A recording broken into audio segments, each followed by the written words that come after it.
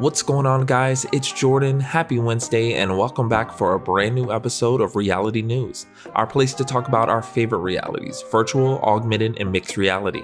Today we're going to go over some of the new news that we got from Sony regarding the PS5, as well as an awesome looking Star Wars game that's going to be coming to VR headsets. If you guys are excited, go ahead and leave a like on this video, and if you're brand new here, subscribe to help out the channel and follow more VR news in the future. So yeah, let's go ahead and get into today's first stories.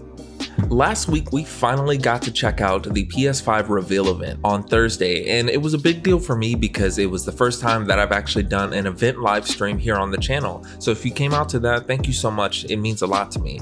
But it's also a bigger deal because we finally got our first look at what the PS5 actually looks like. And to our surprise, we actually got two models. We got the regular edition with the disc drive, and we also got an all-digital version. The new models and their crazy design definitely sparked a bunch of memes, which were hilarious. But as me being a VR player and someone who has a VR channel, it also sparked a bunch of speculation as far as what the future of PSVR was going to be with the PS5. Unfortunately, during the event, we didn't get any specific mention of the PSVR or anything virtual reality related, but we did get some hints through some of the accessories that are going to be coming out for the console, as well as a couple of the games that were shown. Two of those games were Astro's Playroom and Resident Evil 8.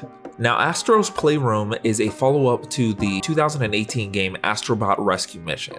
Now, this game apparently was the 7th best rated PS4 game that year in 2018, and that's out of all VR and regular games. So this game did really well. But during the actual trailer for this game, we didn't get any type of mention about whether or not it would be available on VR. But with a game being that highly acclaimed and was previously specifically made for their PSVR, I would have to imagine that even if it's not the main focus of the new game, that at some point they're at least going to add some type of compatibility to it, or some type of camera option or something to allow you to play this game in VR. It just seems weird that they would take something that was so popular on the headset before, then make a follow-up to it and then not even give us access to it on the headset. The other game that was mentioned that made a lot of eyebrows raised in the VR community was Resident Evil Village, which is supposed to be the 8th entry in the Resident Evil main storyline.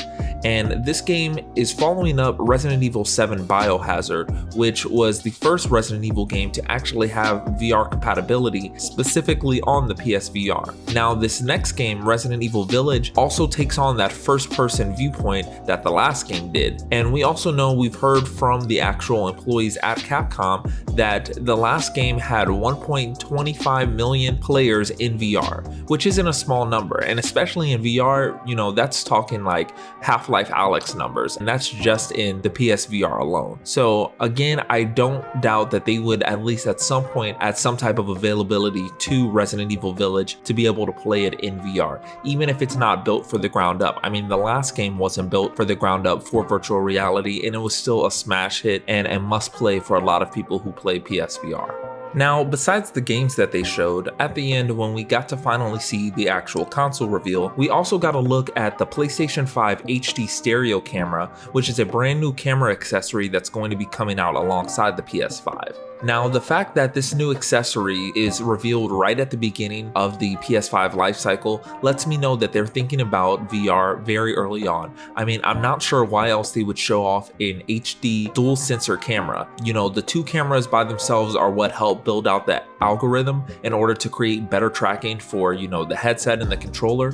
So the fact that they're showing this off right away shows me out the gate they already want to build in support for future PSVR games, headsets, whatever they want to work on.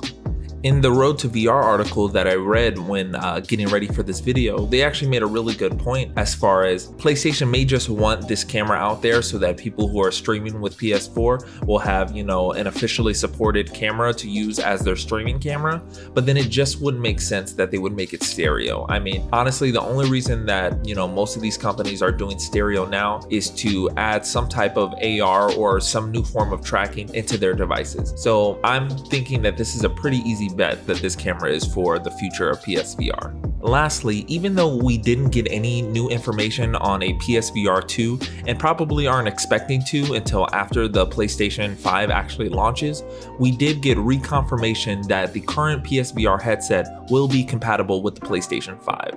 This is a huge deal. It shows that they still have their commitment to backwards compatibility, but also again, we have a new stereo camera that most likely be able to boost the tracking capabilities of the actual PSVR, but also we have upgraded hardware in the PlayStation 5 itself. It's going to be a much stronger, much faster console than the current PS4 or PS4 Pro. And so those two things alone could completely change, maybe not completely, but at least have a large, significant impact on the current state and the current experience that you get on the PlayStation VR.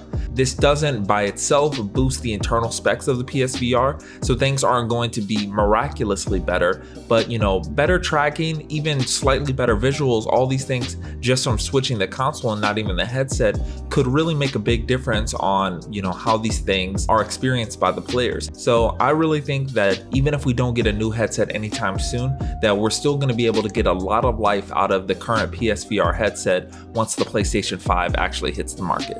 But yeah, as for that is pretty much all the PlayStation 5 news that I have for this video. I know that took up a huge chunk of this video, but yeah, I think it's super important that we go over all these things. It was the biggest story that happened last week, but also it has the potential to be the biggest movement and change for VR that we have in the near future. Again, we're talking about the company with the highest selling VR headset of all time. We should be paying attention to what they do and what moves they make in the space, because it's going to have a huge ripple effect throughout the community, because I think it's going to carry the VR space pretty far forward for quite a few years. Now, another story that I want to throw in here before we end this video out is actually that we got an announcement for Star Wars Squadron, which is a brand new kind of dogfighting Star Wars game that we're getting, and it's going to be supported on both PSVR and PC VR. This is a huge deal because, as much as people love to hate EA, I mean, I definitely hate EA at times. They are coming off of a huge Star Wars game in Star Wars Fallen Order. So for their next game to be fully PSVR and VR compatible is a huge deal. Now, it does make me wonder, because the game is only, set at about $40. I don't think it's going to be a huge game.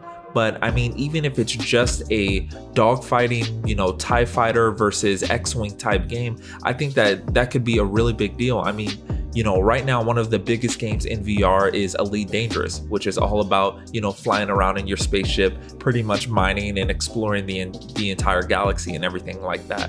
A lot of games are racing sims where you're sitting in a cockpit and you're just controlling your vehicle, controlling your ship.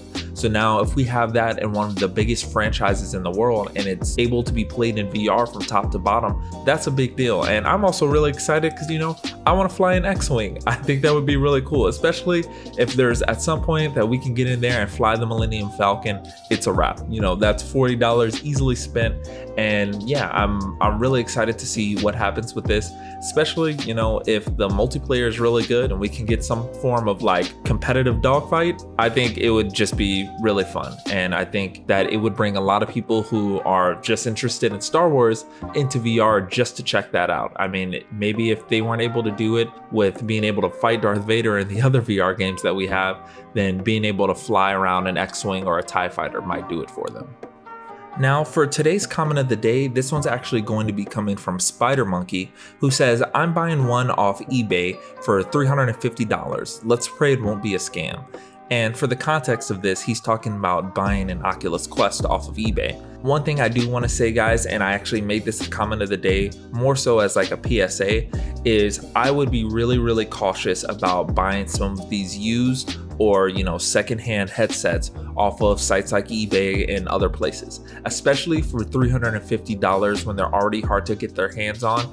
A lot of red flags are going off for me, thinking that this may be a scam. And I've been hearing about a lot of people who have been losing money, people talking about it on Reddit and other places on YouTube about losing money to scammers because they were trying to get an Oculus Quest.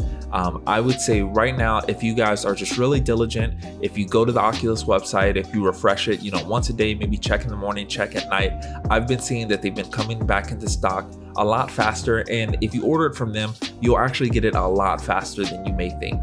I think that you guys should really try to stay away from getting it secondhand if you can. One, you're probably going to pay more to some of these people who are selling them, especially if they're scalpers. They're going to try to get a higher price because they know that they're in low stock right now.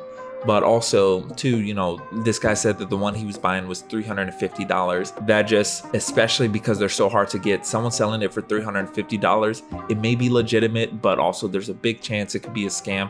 And I would just hate to see people lose their money trying to get a headset right away. I would say just try to be patient, try to get one through one of the official routes, and it'll be there to you in no time, because nothing's gonna suck worse than losing that money, having to make it back, and then still having to wait anyway for a headset from one of the official places. So, Godspeed. I hope you guys are able to get your hands on one, but don't put your money and your, happiness at risk for it. But with that, if you guys enjoyed today's video, if you could do me a favor, please leave a like on this video. And again, if you're new here, subscribe to the channel. It really helps me out. I'm a small channel, and it makes me really happy when I see you guys, subscribing to the channel and engaging with me in the comments. I read your guys' comments all throughout the day, and it makes me really happy to talk to you guys. So yeah, thank you so much for hanging out for another video, guys. I hope to see you again next week. God bless you, and I will catch you in the next one. Bye.